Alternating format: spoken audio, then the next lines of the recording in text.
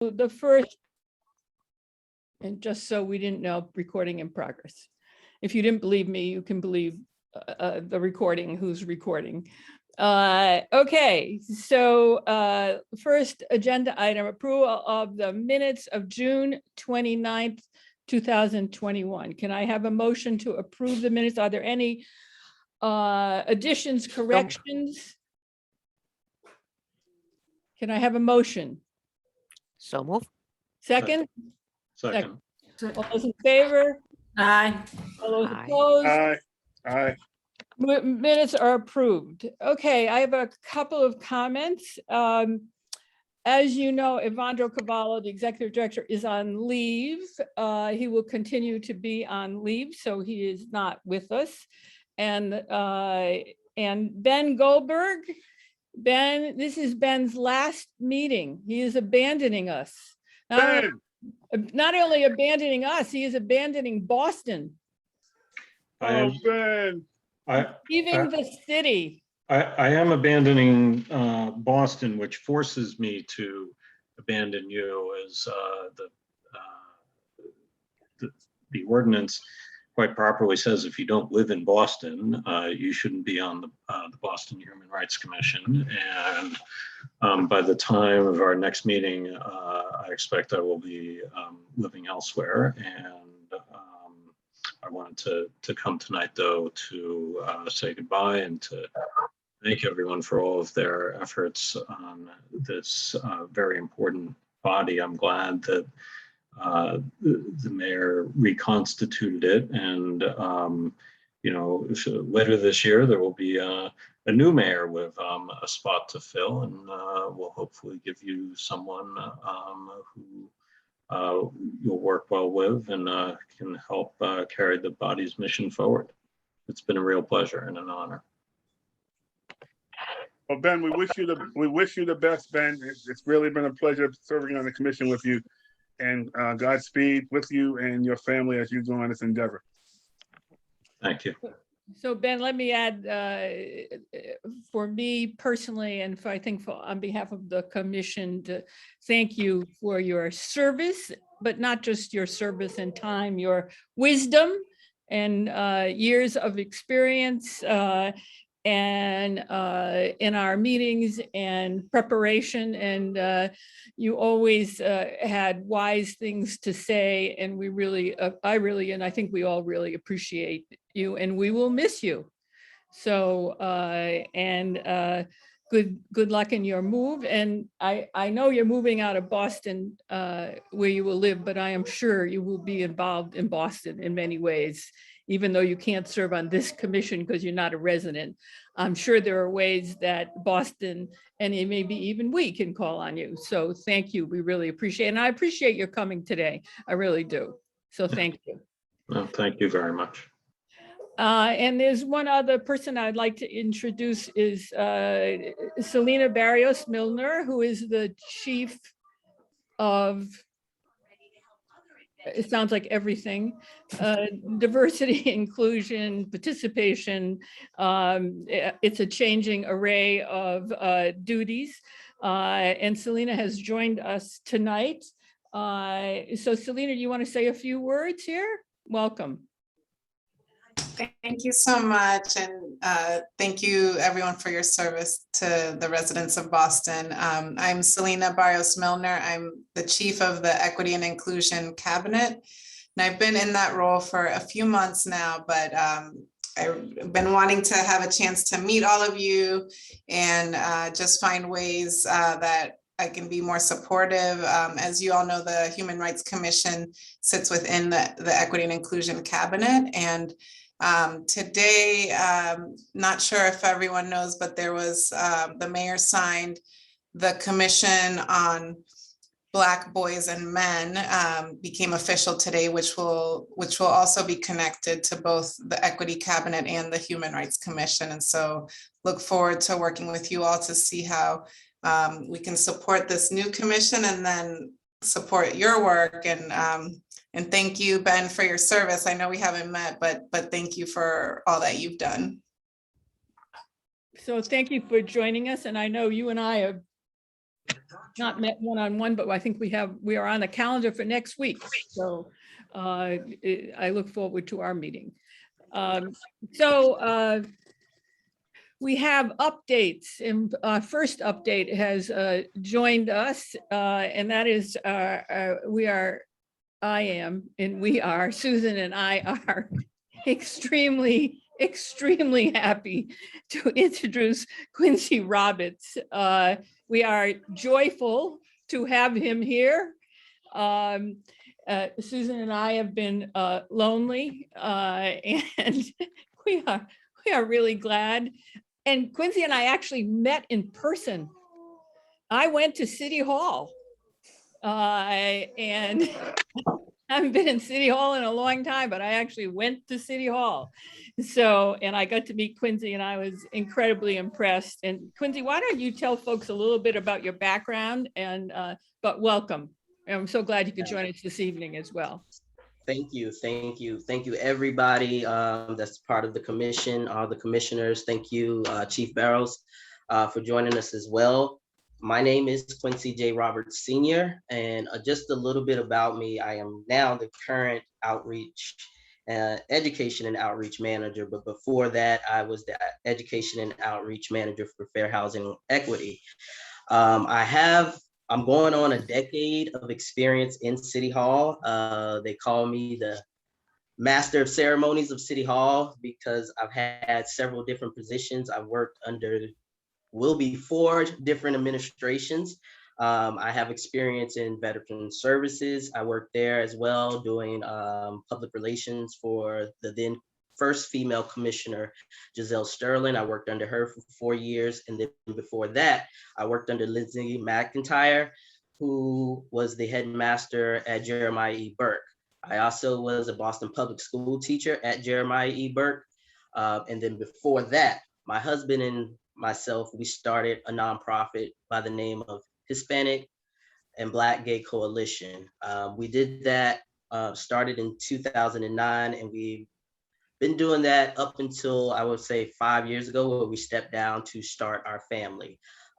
So in a nutshell, I am public service, I am community, I am engagement. I look forward to talking about some of the initiatives, some of the ideas, some of the conferences that I've organized. I am resourceful. I'm here to learn. I'm here to share what I already have experienced in City Hall. So thank you for having me. It's been a pleasure working with Susie as well as Margaret. Thank you both for holding me accountable and challenging me, and I look forward to the work. Thank you. Welcome. Yeah, welcome. We are thrilled to have you join us. He's going to talk a little later about what he's already done and working on. But let me turn this to Susan, because we also have another person coming on board next week. So next Tuesday, we will have Amber Garcia Gonzalez. She is going to be our investigator. So I'm going to hold off on her introduction so she can introduce herself, because I will do her no justice. But she does start next week. She will be our investigator. Can you tell a little bit about her, though? Why don't you tell a little bit about her? Sure. So she is leaving the Public Health Commission. That's where she's coming from. She has been a paralegal for the last 4 years, working with labor and employment law. And they work with lawsuits and suits both in the city and outside the city. And she has an extensive knowledge with MCAD and EEOC, all of the agencies that we will refer cases out to. She's helped lawyers prep the cases and knows exactly what organizations like MCAD and EEOC need. She's going to be extremely, yep. Right, and she knows the city, as does Quincy. Absolutely. Knows City Hall. And so both bring a lot of connections, she in health and Quincy and everything else. Yes, and she is bilingual in Spanish, completely fluent in Spanish. Which is great, and we're really glad to have that. Susan, why don't you go on with some of the things you've been doing? So I just wanted to touch on Chief Selena, what she said earlier about the ordinance that Councilor Mejia brought forwards with the Commission on Black Boys and Men. So their hearing was last month. I spoke at the hearing, speaking to that being one of our initiatives, the event we had earlier this month, and our goals for this initiative. And today at the press signing, I was there and in full support representing the Human Rights Commission. So that's really exciting and I'm really happy for that. Now I'm going to turn it over to Commissioner Reyes, if you want to introduce our interns or speak a little bit about them. Oh, you're on mute. You are, yes. Okay, now I'm okay, right? So this semester we're going to have 2 interns, and they will concentrate in identifying and analyzing certain practices and patterns that might result in discrimination within the city of Boston. Both are doctoral students from the School of Global Inclusion and Social Development, human rights doctoral program at UMass Boston. Both are highly accomplished researchers and professionals. They have published, they have worked in the field, and they have developed expertise in data analysis, which is very useful for our commission. Talia Viveros is the first intern, and she's coming back from last semester. She will continue advancing her research on broadband access in Boston. In particular, she will look into issues of speed and reliability of services within neighborhoods and neighborhood by neighborhood. She will also establish communications with the Benton Institute for Broadband and Society, and will concentrate in seeking, producing, and analyzing data so we can understand the current situation of broadband access in Boston. Our second intern is a new intern. His name is Lilo Altali, and he will concentrate his attention on Boston Police Department. Specifically, we're going to look at the city's task force recommendation regarding the Boston Police Department, the Office of Police Accountability and Transparency, OPAT, issues of equity within the department, the presence of the Boston Police Department in Boston Public Schools, and maybe a couple more. Lilo will also concentrate in seeking, producing, and analyzing data so we can understand the current situation and act accordingly. I will be working with them and with their academic advisors, Professor Cindy Somnisi and Kevin Bosniak. And I'm very excited to work with both of them. And I think the commission will be able to get a much better picture of broadband access in Boston and a preliminary picture of what is going on with Boston Police Department in terms of data. So, and Susan and I met with both of the interns, and I was very impressed. Talia from last year, but our new person this year as well. And I gave him a list of things that we would like to see, mostly based on the recommendations from the task force, specifically what the police department signed on saying they would agree to do. And trying to figure out the status of where they are. So not with the city, but so much what the police department agreed to do. So that's the first thing he will look at. The other thing I asked him to look at was really, you know, there are a couple of police departments in the city, in the country, that have done what a number of people have suggested, which is create a department within the department or annex to the department to deal with mental health issues, and to look at how they've done that, how they've funded it, how they assign, if somebody calls in, how they assign people to that department or to that part of the department to deal with those calls of a parent who calls and says, I have an adult child who's having a mental health breakdown, I need help.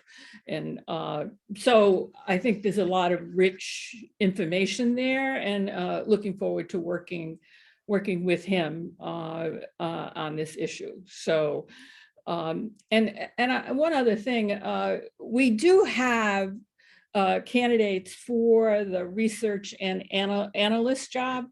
And actually, I would say we have 2 people, and that we would like to look at further. And if Reyes, I thought of you, but there may be someone else who would be willing and interested in interviewing these 2 candidates. If you would let Susan know, because I thought both of them were quite good. I think either of them would be a great addition to what we have.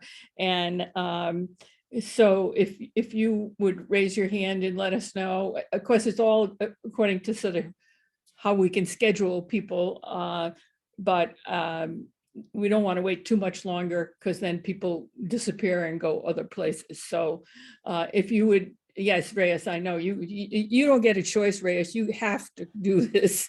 You're the only one that understands the language of some of these folks in terms of the databases and the language of what they can do.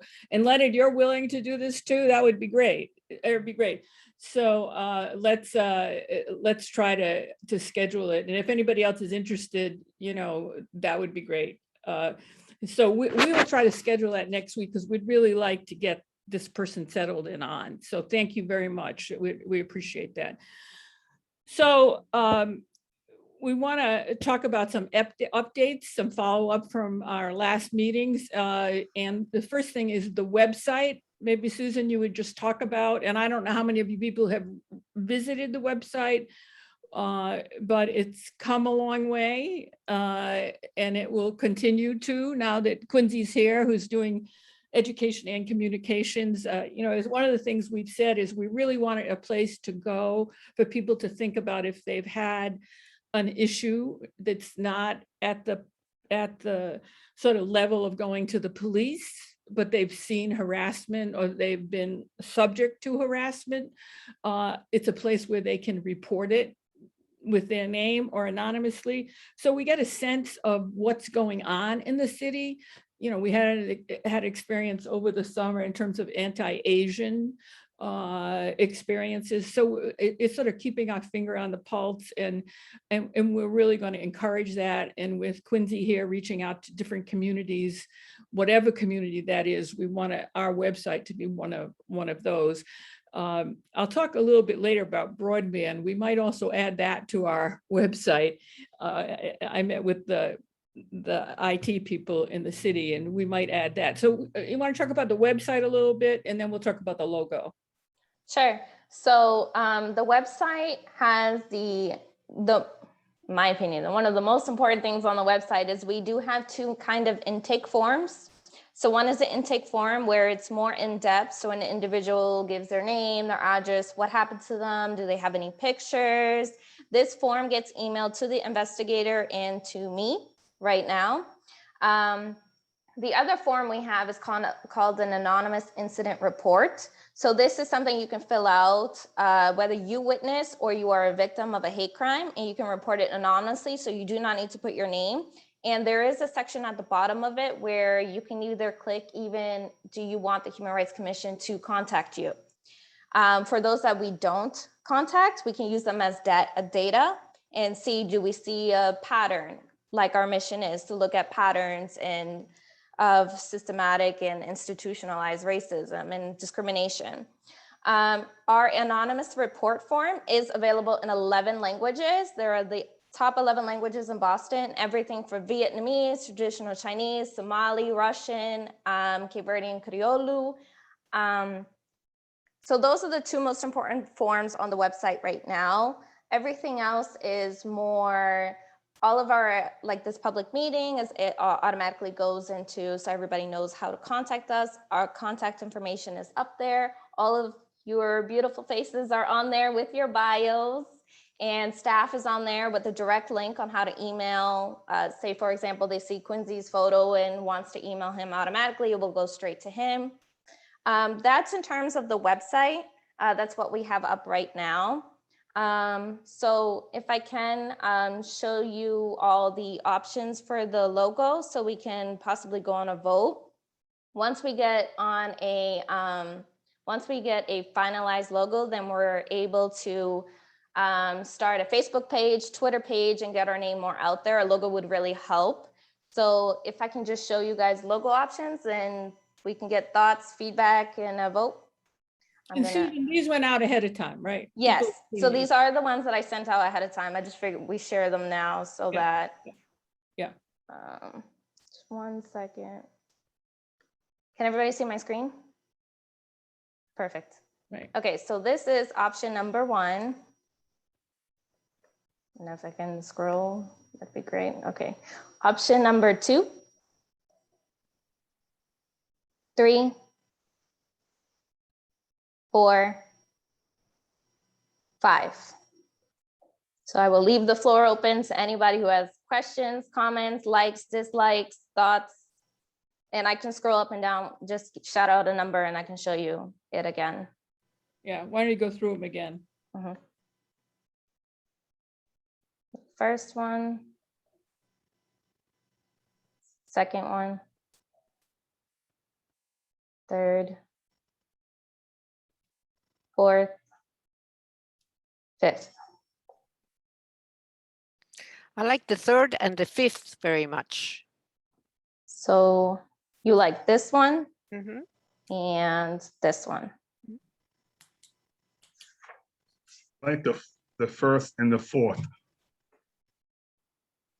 So you like this one and this one. Mm-hmm. Okay.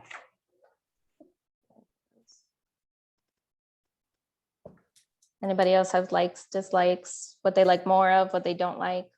I like the second one and the last one. Right. And I like the second one and the last one. Okay, so we're getting more closer to a majority over here. So, okay. I like it. I very much like the last one. The third one is the only one that doesn't say city of. Right. I kind of like the city of, which I realize could be added to the third one very easily. But it seems like 5 is a consensus with Five everyone. and 5 and Let's have a little more 4. discussion. Let's have a little more Yeah, yeah. discussion. I happen to like 5 and 4, but I really feel that that's just my instinctive reaction. I don't really have a good reason. Maybe I like the colors. Okay, go to 4 for a minute. Mhm. And go back to 3. 3 is the one that doesn't have city, okay. And 2? Yeah. And 1. And 1? I didn't hear anybody mention 1. Commissioner Lee did. Lee, okay. Yeah, I did, yeah. Okay, all right. All right, let's talk about it. Like, whys. Well, Right. I can tell you why I liked the fifth. Is it the fifth one with the Fifth one. colors? I mean, I liked it and I didn't like it. The reason why I liked it because the hands but then the multitude of colors. I don't. For me, it makes me think a certain way.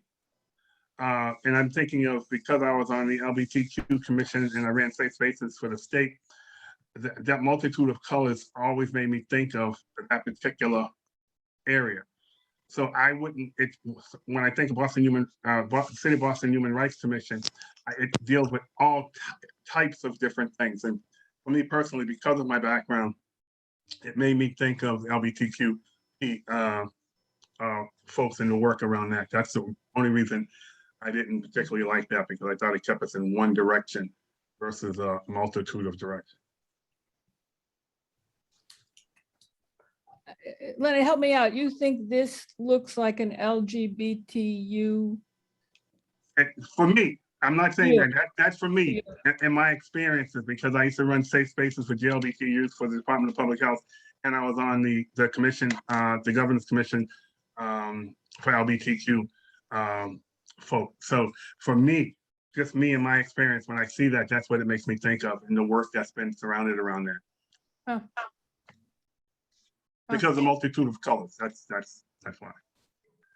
It didn't make me think of that, but it also, I mean, another way to look at it could also be symbolic to harken back to the original mission of this commission. So for me, it made me think of the multitude colors of people, but you know, it also could harken back to what we were originally established to do. But I didn't see it as an LGBTQ plus symbol. I sort of saw it as so sort of differences, many different people of many different colors. I mean, that was my initial, you know, when I saw it, I thought, oh.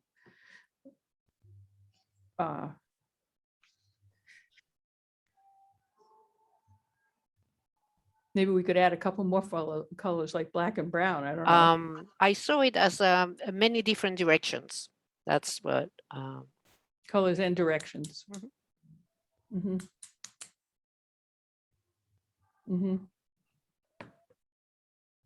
I had a negative reaction to 1 and 3 because I felt like the thing in the middle was serving as a barrier for 4 people on opposite sides. I mean, 3 looks a little bit more like there are 4 people all seated at the same table, but that wasn't my first reaction. And 1 really, because of the way that it's uneven, felt more like barriers.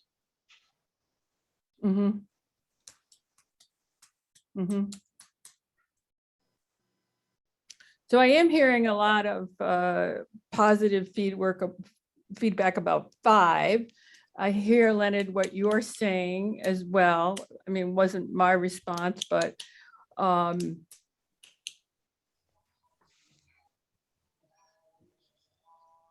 just want, let me, I didn't say I didn't like it. I'm Right, telling you what right. it's not about me not liking it. Yeah. Like how I would identify with it based on my own personal experiences. That's Yeah, all. yeah. Understand.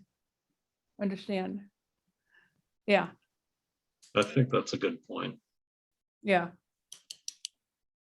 I hate to sort of become a designer here about logo by committee. But I wonder if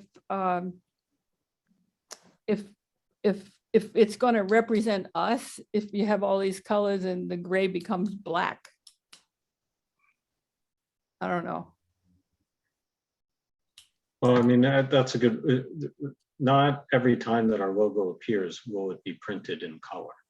Right, that's true. 'Cause that absolutely is true. It'll be black and white. And that I think that this loses. I don't know which one might be better suited towards a black and white. Well, I see a direct difference, a stark difference, if that was black and white versus having the multitude of colors. Yeah. I mean, the colors would become part of our brand. So I would imagine if this was selected, that every time it's shown, it has to be shown in color for people to understand what our thinking was when we made that decision. Because black and white, it will definitely make that whole thing look different. So I know that at my job, when we went through our logo designs, we also asked to see them in grayscale so that we could compare. A good point, Ann. Yeah. Let's do that, because that does make a dramatic difference. And in spite of the fact that you think you'll see it this way all the time, you won't. You will see it in grayscale. And because this is so colorful, particularly this one, it would make an enormous difference in grayscale. Hmm. So this is a way we can put off the decision too. And Ben, you can leave it to the next guy. But you know what, Ben, we're going to send them to you and make you vote. That's right, that's right. All right, let's do them in grayscale and send them out after they're in grayscale, and people can look and maybe send in responses or think about it. And I don't think we need to see the ones that we had a dislike. Right, to, Because right. I agree with Ben on his assessment of the ones that don't feel open. Right, right. Let's only concentrate on the ones we liked. Can we just clarify which ones those are, just so I know? So Well, are we doing this one in grayscale? No, It was, this one, yes, this one? no, No.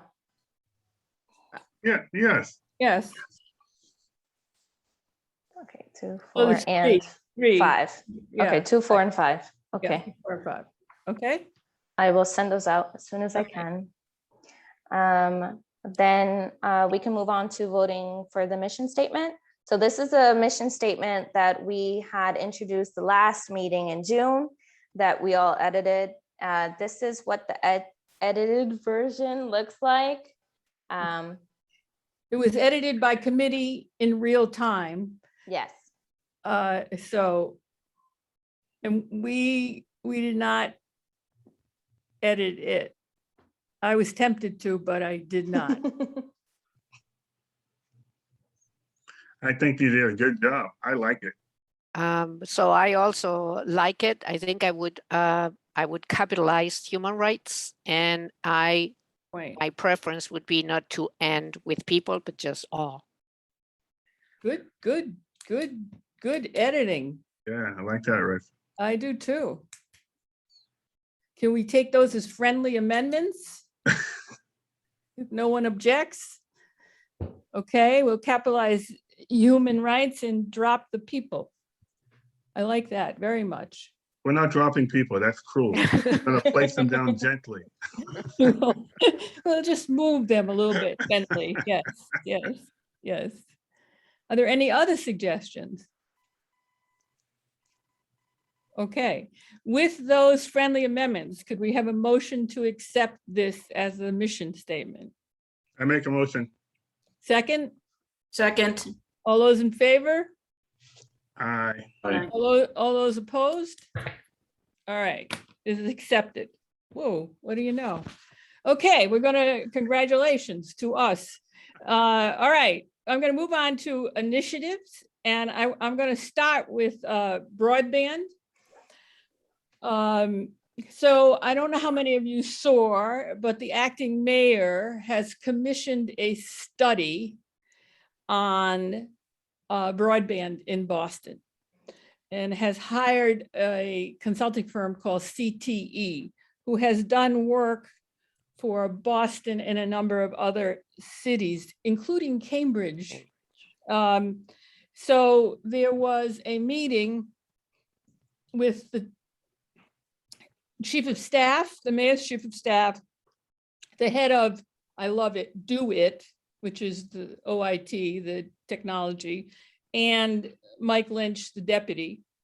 And Susan and I went, we were invited. And so the bottom line of the meeting, I would say, is that Chris Osgood said that you shall include Margaret in this effort throughout. And whatever questions she wants CTE to ask, you will include. So this is a joint venture of the commission and Do It. So we don't want to have to go back when all of this is done and say, well, but you didn't ask this, and you didn't ask this, and you didn't ask this. The commission has been doing a lot of work, and their questions need to be central to this. So that was very useful. And you know, Mike comes at it as a technologist, and he was going on and on, really talking about, you know, cables and fibers and the reason why in certain households it's so slow or not reliable, and all the reasons why. And I said, I'm not really interested in the technology. I'm only interested in people and how this affects people in Mattapan and Dorchester and other places. So whatever the reason is, so be it, but it needs to be fixed. And it's clear that in Mattapan and Dorchester and other places, people are not getting reliable, you know, speedy broadband, and it's our responsibility to figure out why and to do something about it. So very different viewpoints there, I think. And but we are right there in the middle, and we'll be involved from the beginning. And so I want to bring Talia in on this, but want to make sure that I am involved from the beginning. At this point, it's me, because I've been more involved than anybody else. Also, I've been in touch with the Metropolitan Planning Council folks who are doing a study in Boston with Urban Edge that they're starting to do. So I've been talking to them as well. So, you know, maybe we'll get some. The problem is at the moment that there's no one that anyone has found, including CTE, is not capable of measuring reliability and speed in a neighborhood except by asking people in homes to test their speed twice a day for 3 weeks, right? And that's not going to happen. I mean, it's very hard to happen. And I don't believe that, I just believe there's got to be someone who can test that. So that's our goal, is to find that. And one of the ways is with the Institute, finding, you know, Talia, talking to the Institute, finding if we can find somebody who can do that, which is not, you know, having every 6th grader go home and say, test the speed of your internet for the next 2 weeks. I just, and also we want a lot of information from the providers themselves on cost in different neighborhoods. And that is part of what we're going to ask them for, is what is the cost in different neighborhoods and what is the speed that they say they are getting, whether or not they're getting it or not. I want from Comcast and Verizon, what's the average speed and cost in Mattapan versus the Back Bay? And we can ask them that.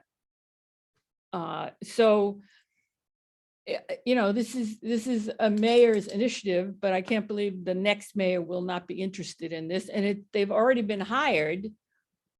There's a contract. So this is going to happen. So any questions about that? I mean, I think there's a lot of interest, continuing interest. Now, So, that's very exciting. Yeah. That's very good. And I Yeah. think Talia will be very happy to work on that too. Yeah. I'm excited. I'm excited. And I wish Chris Osgood was the person dealing with CTE, but it's not. He's not. He said, "What can I do?" I said, "You can manage CTE." So anyway, education initiatives. Quincy, you want to talk a little bit about what you're doing? Because it's exciting. Oh, sure. But before I go, I want Susie to kind of share how we got to this point, because I want to give credit where credit was due. I was kind of brought into this work in my former position. So Susie, if you don't mind telling the story, course. the beginning story. So we all know last year, one of our first commission meetings, the commissioners decided on one of the initiatives being supporting the LGBTQ community. How can we better serve and support? So I believe it was May or June, I don't want to be incorrect, but a transgender activist, Jahara, passed away. And Evandra was the one who was like, okay, we've got to do something. What are we going to do? So we formed a coalition which involved fair housing. That's how Quincy was originally working on this. Which also included the Women's Advancement Office and the Boston Police Department on how we can better solve the community. So that's what we've been focused on in the last 4 months or so. We've spoken to community leaders, especially those involved in this work and who identify as LGBTQ+. That's where I'm gonna leave it. You can go, Quincy. Hey, thanks, Susie. And I just want to make one correction. Jahara was murdered. She did not pass away. She was murdered viciously by her roommate, actually, a straight identifying Black male roommate. So a lot of times, and for full transparency, I forgot to add this in my intro. I also serve as the LGBTQ+ liaison citywide. So a lot of my work deals with young Black males and young trans individuals. So I was brought into the fold about 4 months ago. And as Susie said, the coalition just took a life of its own because we brought in community members that were really honest with us. And a lot of things that we do, especially my 10 years working for City Hall, we like to make decisions for the community without bringing the community in. We just say, oh, this is good and it's well-intentioned, nothing malicious, but we don't do a good job of actually bringing the community into City Hall. So that's what I thought was really, really interesting about the coalition. And now we call it the Beyond Pride Coalition. So once I applied for the position, interviewed and got it, I was super excited to be a part of Human Rights Commission because we are leading this charge. So I will explain the Beyond Pride initiative. How am I doing on time? We have a timekeeper. So I'll try to be as detailed and quick as possible. So just the brief overview, and I will send this out in writing to the commissioners as well, so you can have it to digest it. So the Human Rights Commission advances equity, understanding, and respect for all. The goal of this particular initiative is not to only listen to the experience of those in the LGBT community, but to promote equitable and accessible city resources. We're going to do this with community focus groups, trainings for the city, similar to the real training that the mayor signed into executive order 2 years ago. And just trying to keep our, as Madam Chair said, keep our finger on the pulse of what's going on so we can be better proactive than reactive, because we know especially Black trans women are being murdered at rapid rates yearly. And this was before COVID. So now that we have a racial pandemic and a pandemic going on, it's just getting to the point where nobody's paying attention and it's getting out of hand.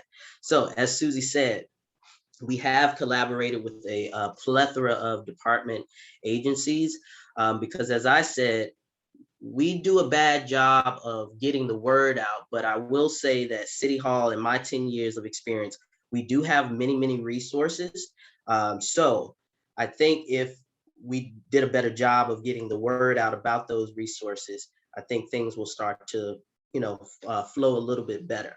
So the first part of this initiative, as I said, is to bring awareness, service, and resources that are available to the LGBT community. We will share this data with community leaders and city leaders about the views and perspectives of those in the LGBT community, who also, we will also provide culturally competent training, as I said, similar to the real training on LGBTQ+ pronouns, cultural differences, and just overall etiquette. The remaining part will focus on the resources that the City of Boston's departments have and how we can improve on the awareness of those services. The third part is to create a training session, which will go more into depth with the LGBT and how how to deal with the LGBTQ community when we serve them as City of Boston employees.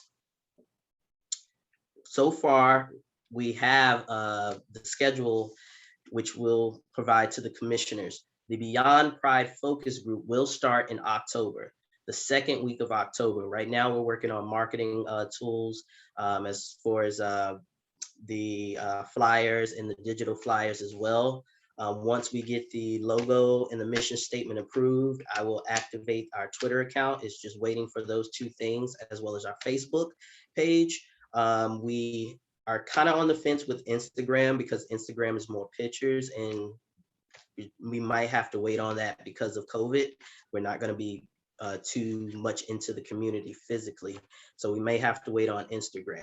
But those things will be established as well. The focus groups that start in October, one of them with the participants' permission and legally signed document will be recorded for training purposes. We're going to use this 15-minute video that we put together to actually show department heads, chiefs, and the new administration. As Madam Chair said earlier, the type of work that the Human Rights Commission is doing will not change because the mayor will change. So we will be prepared on day one when this new administration comes in to show them this is what the community thinks about city services. This is what we need to do better. So after that video is shown, we will also have a training for those participants that will be put on by service providers. Right now, we're working with Roxbury Youth Works. They have an excellent program. I encourage everyone to look them up, called the BUILD program, that they work with LGBT youth as well as sex trafficking victims, as well as parents of LGBTQ individuals. So they will be providing the training. Okay. Yep. And then last but not least, that's going into all this, we will have a Beyond Pride newsletter that will be quarterly. Susie mentioned earlier that we've been doing some visitations. Myself and Susie, we've been visiting with the Boston Police, as well as Justice Resource Institute, Bagley, Fenway, the usual organizations that deal with LGBT individuals. So we've been capturing data from them, resources from them. So we want to put this newsletter together where it's a one-stop shop for LGBTQ individuals can just get on our website and just look and see all the resources that are provided for them. So that's just another way for people who are savvy with the computer. They can actually see what's going on if they don't want to leave their homes. So that is it for the Beyond Pride. We will use this format for the AAPI community as well, which we are working with an individual by the name of Courtney Ho. She's a community leader as well in the Chinatown area, and we're working with her as well to simultaneously host focus groups for the AAPI group as well. So if you want to know more information about the focus groups, if you want to participate in the focus groups, please contact me. My email is on the website. Thank you. So thanks, Quincy. So we have talked about before, part of our role is to educate other departments in the city about their roles and responsibilities to certain groups, underrepresented groups, or we think underserved groups in the city. So this is the first in a series of resident rights. So, immigrants, Asian Americans. So what we will do is we will do focus groups, as Quincy mentioned, to these groups that we think are underserved in terms of both their views of city services, in terms of how good or not they are. And then secondly, what's missing. And then serve, and also serve with the city to provide some training and recommendations to the city about how they can serve different immigrant communities, the Asian community, LGBTQ plus community better. So, and this is a first in a series. You also should understand that Quincy has 2 jobs. We hired him, and then like 2 minutes later, the mayor asked him to be the city liaison with the LGBTQ community. So he actually, when he talks about a newsletter, it's part of his, he doesn't have a choice about doing that. He has to do that as part of his liaison job. So has 2 hats here. But let me stop there and see if you have questions. But this is a prototype of the kind of thing we want to do for different groups in the community. And it might be immigrants, it might be young Black boys, right? Leonard. That's what I was about to say, because we started the thing about Black men and Black boys. Right. And also the image that's being constantly viewed live and in color of their death. Yeah. And when we put together that piece and brought on folks, that was almost like the beginning. Yeah. I love what Quincy's talking about and doing. I know the work well. And to be honest with you, I would like to replicate a model like that for Black men and Black boys. We have enough history and enough research that's already been done since the 70s up until yesterday. And Yeah. I think we could exploit that to a point to really see some real changes in how people view, how people deal with, and how people embrace. And also in terms of helping Black men to deal with the trauma. And that's not just straight Black men, that's Black men, period. Yeah. And I think we have an opportunity here. I mean, I love everything you said, Quincy. It's right on point. Those pieces are amazing, and the change should really be real changes. But I would love to see that same thought and those same different types of vehicles that you're using to talk about this issue. I think we had our conference. It was amazing, the reception that we received around this issue and us bringing it up from a human rights perspective on Black men and Black boys. And I think we always, Margaret, you always ask the question, what do we do now? What do we do now? And Right. Quincy just articulated better than anyone I could possibly think of. Yeah. So I think this could be an opportunity to continue what we started and not to negate any of the other work. I think it comes hand in hand. Anyone who's being disenfranchised, everyone is being disenfranchised in my book. So I think this is an opportunity for us to really capture. I'm glad we have Quincy on board because it can really help push that work forward that we already started. As we look into the projects that he's doing, in his other job and this job, I think we could benefit us in ways that, I think it'd be awesome. Yeah, I thought about that as he was talking, is because we were trying to figure out what do we do with the Black men and boys besides here, how difficult lives are. But here we can turn it to say, what can the city do differently? That's right. That's right. So, And the same issues in a lot of ways impact if you're a gay man or if you're a straight Black man, you're still Black men. And people are going to deal with you, marginalization. Some people will bump it up a little bit more if you're a gay man, or some people will bump it up more if you're not a gay man and you're just a Black man.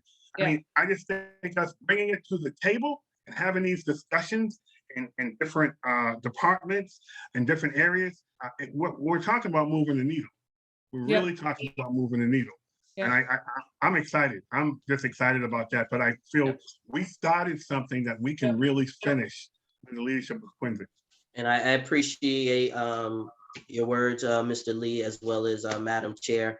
I will add that I do have the experience of the conferences with young boys. I've worked with BAM, as well as My Brother's Keeper that was housed in fair housing at one point. So I got a small chance to help with Greg and some of his nurturing, but you're right. This model is what my husband and I have used years and years for these type of conferences. So I know that I know for a fact that it will work for an all males conference, Black males conference. And I joined Susie today. I got the honor to join Susie today in the executive signing. And jokingly, you know, one of my friends said, "You're the only gay guy in the room." And I said, "That's a problem." Well, That's a problem. I thought you were going to say, how do you know? No, that too. But it's one of those things that you said, Mr. Lee, that I think we should echo more and more. Black men are Black gay men as well. Like we're Black before anything else.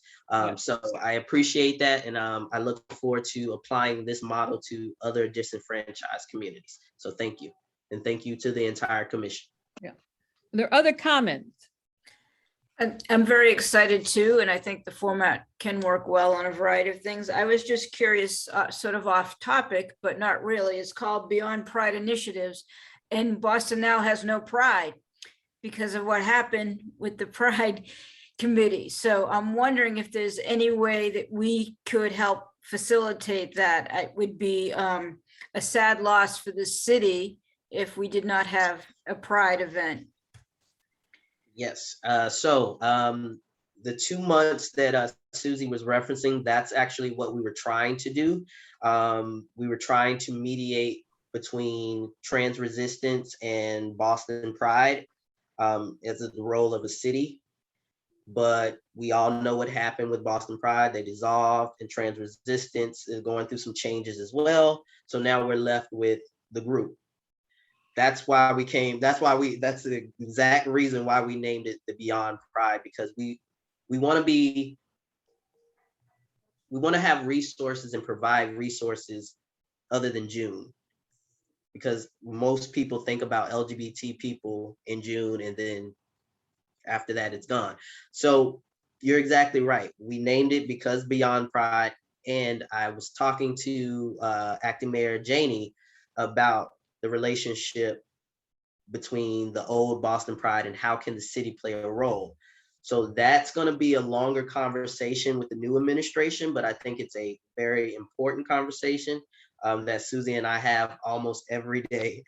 How can the city play a bigger role in Boston Pride and making sure that all people are happy with Pride? So as someone who had the sad duty once to close a nonprofit, I know that when you dissolve a nonprofit, that you have to give your assets to a like nonprofit. And I was wondering whatever happened with the Boston Pride's funds, and if we could ask that question as the Human Rights Commission. It's a good question. If you don't give them to another nonprofit, they go to the state. Why don't we ask? Let's ask. I think the Attorney General Charities Division sometimes files petitions to Right. get them reassigned rather than Right. like, Yeah. I mean, odd as the yeah, they get determined to where they go by the state as Yes. opposed to by the organization. The organization can determine, but if they don't, the AG determines. Why don't we find that out, Quincy? Where did they go? What happened? And I do think it would be a mitzvah here to try to play a role in this. I'm not quite sure what that role could be, or who could play it. And I don't know who has tried to play it or what has happened. I know it was painful for many people, but and I'm also not sure whether it is reviving it or creating something new. I don't know. I don't know enough because I wasn't inside. I certainly knew about it, but I don't know. It takes a further thinking and discussing. I think that's true, but why don't we find out more and see if I certainly would be willing to put some energy of the commission in it. If they're, even if we were hiring somebody to act as a broker, if there were some possibility that we could make a difference. I just don't know whether there is politically. I mean, I don't know whether there is politically with a small p, politically, Madam Chair, I think with the focus groups, we may get that answer of what the community wants. I just thought about it as you were talking with those focus groups. That may be one of the questions that we just include. Yep. Okay, and the other thing, Quincy, with what Leonard said and some of the things that's going on, I think it would be useful if we could sketch out for the year our priorities for this kind of education focus initiative. I think what Leonard said is we had something going with Black men and boys. It is certainly a huge concern of everybody that they're sort of disappearing from the higher education and even from high school. What's going on with immigrants and Asian American. I mean, we can't do everything, but we ought to figure out what we can do this year. And if we need to have other help, what that looks like, and maybe there are ways to get it. So let's talk about that and see where we can get. And, and I don't know I know that the acting mayor and Julia set up this commission. I'm not quite sure what it's doing. My brother's keeper, I don't think it exists anymore in City Hall. I think it's gone, right? So we should find out. On our list of many things to do, we should find out, what this commission is going to do. And we don't, if there's somebody there who can take the lead on this, but I think this prototype of what we're doing makes a lot of sense rather than, as we say, guessing or projecting what we think a certain population thinks or needs. Maybe we could actually ask them. Different idea, actually ask people. Okay, great. And let me go back to the website for a minute, because one of the things I heard, remember Susie at the meeting with Mike Lynch, he kept saying they keep getting dozens and dozens of complaints every week. I think we should put on our website or get from him how they get complaints about broadband. Let's find out how their office gets complaints, calls, I can reach out to him for this information, see if he can Yeah, supply it with us. reach out to Sarah, Okay, yep, right? Who's the Mhm. chief of staff. yep. So I remember that last semester we asked, we I did too. specifically asked for these complaints and they told Yeah. us they didn't have any. Yeah, well, he said in this meeting, every day he gets dozens of calls and complaints. Every day, he said. But there is no record of them. Well, I don't know. I mean, let's ask if there's a record. And maybe what we should tell him is when he gets a complaint, tell him to come to our website and write it down. And have we received any complaints on our website yet? Yes. Yes, so we've received, I want to say maybe 15 responses from the intake form and about 2 or 3 of them from the anonymous report. I've reached out to about 10. And Evander did too before he left.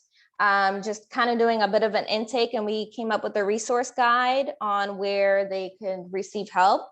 When Amber comes on next week, we're going to go through the list again and keep growing our resource guide, while also hoping to create a sort of partnership or point of contact. So if we refer someone to, say, MCAD, we're able to follow up with that individual, 2-3 weeks later and say, hey, did you receive help? Instead of going, hey, go here, bye, see you later. But it'll be more developed when Amber gets on. Susan, is it possible if the commissioners could get a copy of some of those so that we can see what they look like in the different types? Is that possible? My response to that would be generically, we can. I don't think we can individually give them out to the commission, but I think we can generically, Leonard, tell you what the substance is. how many of what substance, like housing or employment, or, which is what you're looking for, right? I would like to know some of the details. I'm curious of what comes through our door. All right, I yeah. can't even, I can't imagine. So, I guess the best thing as being one of the commissioners is that I would love to see what people are writing in about. Yeah, let's talk to the real lawyers, not me, about how much we can share, how broadly. Certainly we can, because they have names of not only the complainant, but who Yeah. they're complaining against. Yeah, it's Right. very detailed, but that is something I have thought of and will establish with Amber, where at least we can go, hey, we received 5 employment discriminations and it was, my boss fired me because I'm gay or whatever it is. At least have those, so we're able to even show to the public the kind of complaints we have received. Right. But we can I'm not- talk to the real I'm not- lawyers I'm not about how talking much. about that. Yeah. I'm not asking about public, because we're commissioners, we're being sworn in, we Right, have right. a duty. So therefore, it's basically within the same realm. So that's the only thing I'm asking. I'm not asking anything public. I'm saying that the commissioners who are sworn to an oath to be able to be exposed to that, Okay. so I can get an idea. I'm not trying to give you more work, Susan. No, because you no, do no. more work. Yeah, I'm yeah, not saying that or anything. I'm just saying in terms of, so that commissioners can have a really good sense of what comes through the door, not as a regular, but Sure. say, hey, listen, there's a couple of them, take a look at these. This is the type of stuff that we got coming through the door. I so, can put it on our to-do list because we do have a lawyer, Nyla Freeman. She's tied to our commission. I can reach out to her to see what we can legally share, if there's anything, our limitations or what it might be, and then I can send those out. because Very even, good. even the You may- MCAD commissioners don't see all of the complaints, they only see No, the I know. that they're hearing. So we'll Yes. figure it, I know what you're saying. I haven't Yeah. seen them myself. I Yeah. think Seen any that myself, it might be because- useful to have to set up a database Yeah, yeah. that protects identities and Yeah, particular we gotta figure out information some way, yeah, while presenting to the public an idea of the volume and the character of the complaints that yeah. come in. yeah. Yeah. Maybe for another time, but we might be able to have an intern do that. Because Yeah, setting up yeah. a database is just setting up a database. It doesn't have But the to be- information is very, it cannot be an intern who enters it. Right. Exactly. Yeah, I hear what you're saying, Leonard, and I'd be curious too. I haven't looked at them. Yeah, the only reason I'm on the park commission also, and I know some stuff comes in there, it's pretty detailed around some things, and I asked to see a couple of them and it wasn't an issue. It was just Yeah. like, and it was pretty detailed. They just blacked out the names and stuff like Yeah, that. So we gotta- Okay, all right, let's look at it, see That's what we can do. Madam Chair. Yeah. Can I get, because I have to get ready to go, but there was something that I wanted to say, because I got hijacked the other day and I wanted to share it briefly if I could. Sure, I spend at least twice a week down at Mass and Cass. I give out masks, I sweep the floors with some friends. And I got jumped. They said, Leonard, you're on the Human Rights Commission. What are you guys doing? This is inhumane what's going on here. And you people, kept hearing this word, you people. And I couldn't say anything. I can just say, well, city's looking into it, but Leonard, you're on the Human Rights Commission. This is inhumane. You see this, you see feces, you see people having sex on the street. You see how disgusting this is. You're down here. What the hell are you guys doing? And so I just wanted to share that experience that came to me about Mass and Cass, and we are the Human Rights Commission. And everyone here knows, either seen it or heard Yeah. about it, or personally, Mark, I know who's gone down there. yeah, And I just want to be, how can we prepare ourselves for a response to something as tragic and immediate as that? And we're talking about all types of people, LGBTQ, we're talking about straight, we're talking all types of down there. And I think it's important for us, and I don't have the answer, Madam Chair, I don't have it's just something, they slam me. I mean, I'm passing out masks, I'm sweeping the ground, I'm picking up stuff that I would never pick up without 4 pairs of gloves on. So they know I have a concern, but they also know I'm on the Human Rights Commission. yeah, So Yeah. I was in a real awkward position. So I just want to share that with us so we can think about that, because that's really immediate. And I don't know what the answer is, Madam Chair. I don't know what the answer is, other Chair, Susan, Quincy, but I think as a commission, we have to be thinking about that because it's right in our face every single day. I agree with you. It's an inhumane situation, and I think that everyone agrees with that, and I think no one knows what to do about it. I think there are a lot of people who care that it exists, but I think there are people who have made suggestions, and other people had said no, you know, like the hotel down there and other things. But I'm certainly open. You know, we could make a statement, but it's then just weighing in like everybody else, saying do something about it. Somebody do something. You know, Leonard, if you want to propose a statement, maybe at our at least for our next meeting, to say, you know, as a commission, but all you can do is sort of urge people to do something, and then they'll say, okay, we'll do something. Tell us what to do. No, I believe me, I Yeah. understand that more than others. Yeah, But I think as a Human Rights Commission, we're remiss by not even making a statement about this tragedy. I mean, it's I don't know, it's somewhat hypocritical in ways that if we don't speak up about how bad this is and how it impacts a major world-class city, yeah, and we're letting people live like this. And Yeah.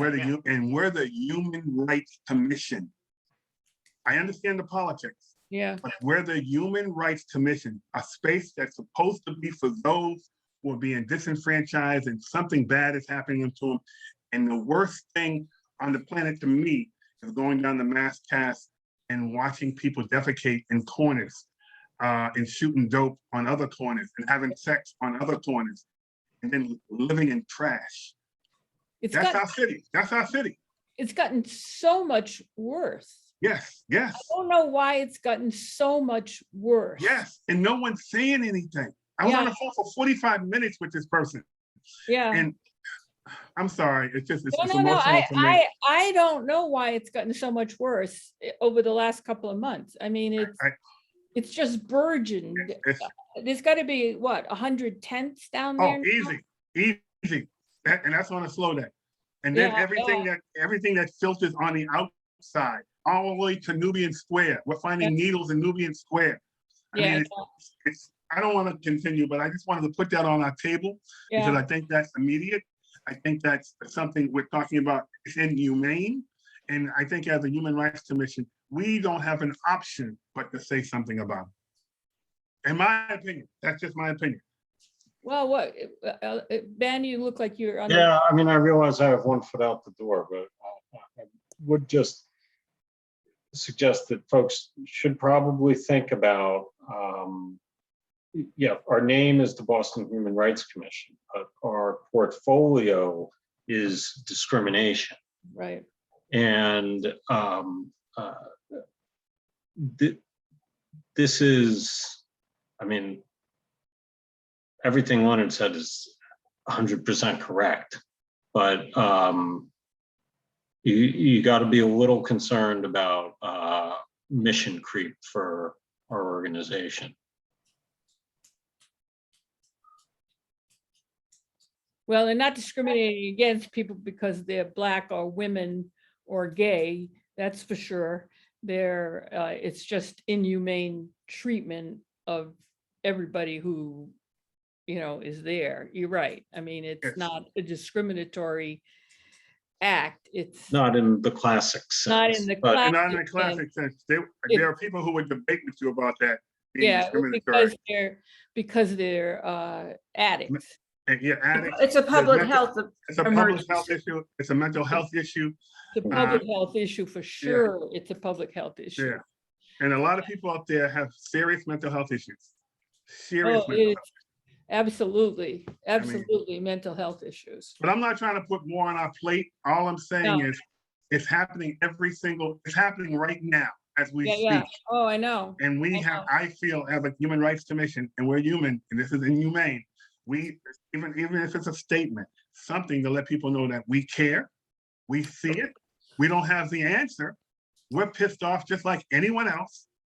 And we will let the mayor or any other public officials know that this is wrong.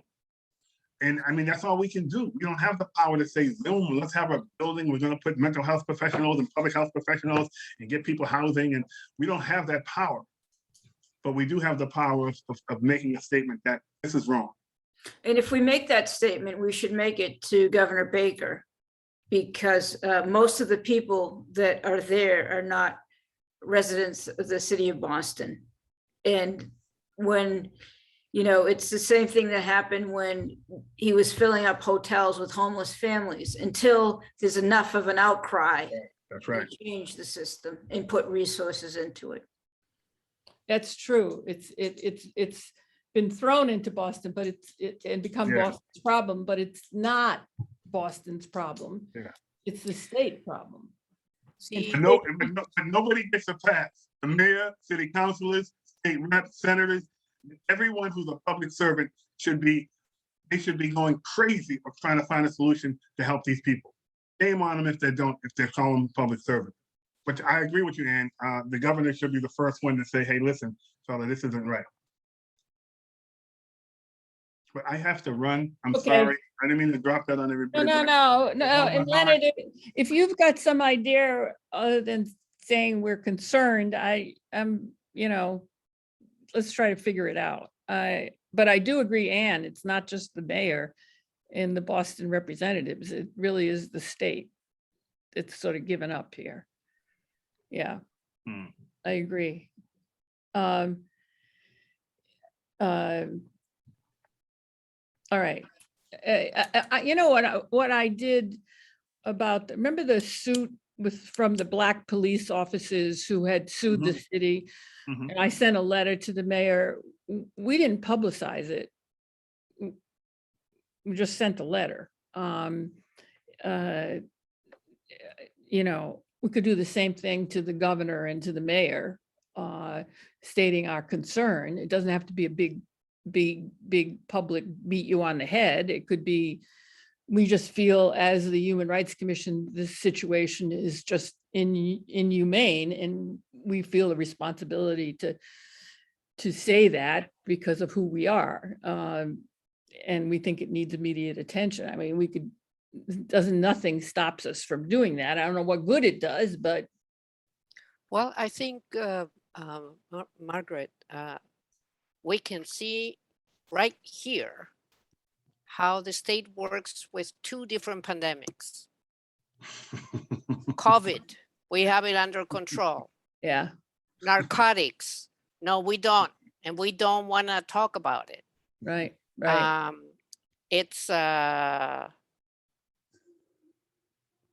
It's not a matter of drug addiction, and it's not a matter of real No, estate, no. and it's not a matter of a city. This is a matter of an epidemic of narcotics. There is an open market of narcotics in the city of Boston. No. Well, the governor got, you know, very invested when it was an opiate. Mhm. Yeah, Because it was white people in the suburbs. That's right, that's right. It wasn't Black people in urban centers. It was white kids in the suburbs who were opiate addicted, white housewives who were opiate addicted.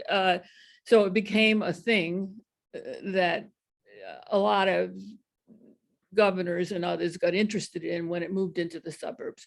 But not when you're shooting heroin or meth, or, you know, that's not something people seem very interested in. No, but the matter of suffering, the matter of I know. mental health and Yeah. physical health and Yeah. social upheaval, it's horrendous. And I think, you know, politicians not necessarily, they understand problems in a superficial manner. I don't think this is a problem that can be solved by a politician or by two. But it should be a problem that the state should address, whether these people are voters or not. Yeah, Yes. and So remember, the only time something gets changed is when we push them. If I we know. don't push it, it will not change. It will remain the same. If we're silent, it will remain the same. We have to push. If anything that we do, we have to push. Right. If we Well, I don't think- push, Leonard, I think the level of suffering of these residents of Boston, of the Master Cass area, Is- their level of suffering is so intense that they Oh. absolutely oh, deserve that we pay attention. And oh, unless there's some intervention, it's just going to get worse. oh, guaranteed. Going to get worse. So is the sense of the group that I should write a letter just stating a concern about the human Oh, suffering, definitely. mental, Yeah, definitely. physical? All right, you trust me to do that on behalf of the commission, and I will send a copy to you all. All right, is that? Or do you Thank want to wait till October and do it as a group? It's up to you. No, Madam Chair, I think you are more than capable of articulating exactly what everyone's feeling is on this screen right now. Okay, I don't think we have time to all right. wait. Okay, all right, okay. Thanks, Leonard, for bringing it up. There are only two other things here. One is the housing study that the, remember Suffolk Law School was doing is not back yet. And we'll wait until it's back, see if we could be helpful to them. It's supposed to be back like hopefully in October. And then the police, we've got our intern looking at that. And is there anything else to bring forward? If there's not, the members of the public, if there's any questions or anybody wants, you can raise your hand or put your question in the I think chat or via telephone, or you can send your questions via email to susan.hemley@boston.gov. And I think I got I think Talia is in. Talia's in, right. I think I got a suggestion from Quincy. No, I was just agreeing with the statement. Right, I right, think if we are proactive about it, we're doing the right things. right, That's all. right. Yeah, no, I know, I see that, yeah. All right. Talia, did you want to say a couple words? Yeah. No? No. Thank you, Chairwoman. Just to say hi, being honored to join the commission for the second semester and looking forward as well for this exciting second part of the project. Thank you. Well, we're glad to have you back. Can I have a motion to adjourn? Motion to adjourn. A second? All in favor? All opposed? The meeting is adjourned. Good meeting. Thank you. Thank you, everyone. Thank you. All right, bye-bye. Bye-bye. Thank Take you. care.